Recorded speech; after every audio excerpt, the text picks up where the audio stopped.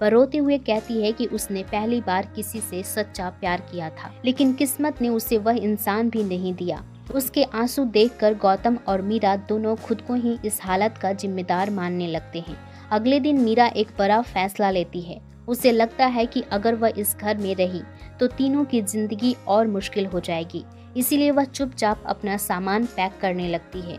जाते समय वह भगवान की छोटी सी मूर्ति वहीं छोड़ देती है, क्योंकि उसे लगता है कि इस समय उसकी जरूरत वेरोनिका को ज्यादा है। जब वह उसे बताती है कि वह जा रही है तो वेरोनिका बिना कुछ कहे उसके मुंह पर दरवाजा बंद कर देती है। शाम को गौतम घर पहुंचता है तो उसे पता चलता है कि मीरा जा चुकी है।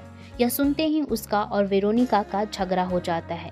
दोनों पहली बार एक दूसरे पर अपना गुस्सा निकालते हैं। झगड़े के बाद गौतम वहां से चला जाता है। दूसरी तरफ वह लगातार मीरा से मिलने की कोशिश करता है, लेकिन मीरा हर बार उससे बचती रहती है।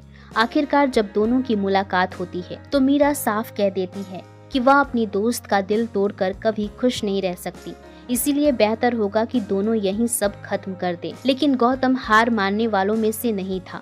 वह कहता है कि चाहे जितना समय लगे वह सिर्फ उसी का इंतजार करेगा। उधर वेरोनिका का अकेलापन बढ़ता ही जा रहा था। अब वह पहले से भी ज्यादा नशा करने लगी थी। मजबूरी में मीरा दोबारा कुणाल के घर रहने चली जाती है, क्योंकि उसके पास कोई और जगह नहीं होती। कुछ दिनों बाद गौतम की मुलाकात सड़क पर वेरोनिका से होती है। वह नशे की हालत में सड़क पार कर रही होती है। तभी एक तेज रफ्तार कार उसे टक्कर मार देती है। गौतम तुरंत उसे अस्पताल लेकर पहुंचता है और हर वक्त उसके साथ रहता है। थोड़ी देर बाद मीरा भी वहां पहुंचती है, लेकिन वह जानबूझकर गौतम से दूरी बनाए रखती है। अस्पताल से छुट्टी मिलने के बाद गौतम वेरोनिका का पूरा ख्याल रखता है। इसी दौरान वेरोनिका को एहसास होने लगता है कि गौतम उसके साथ जरूर है, लेकिन उसका दिल आज भी मीरा के लिए ही धड़कता है।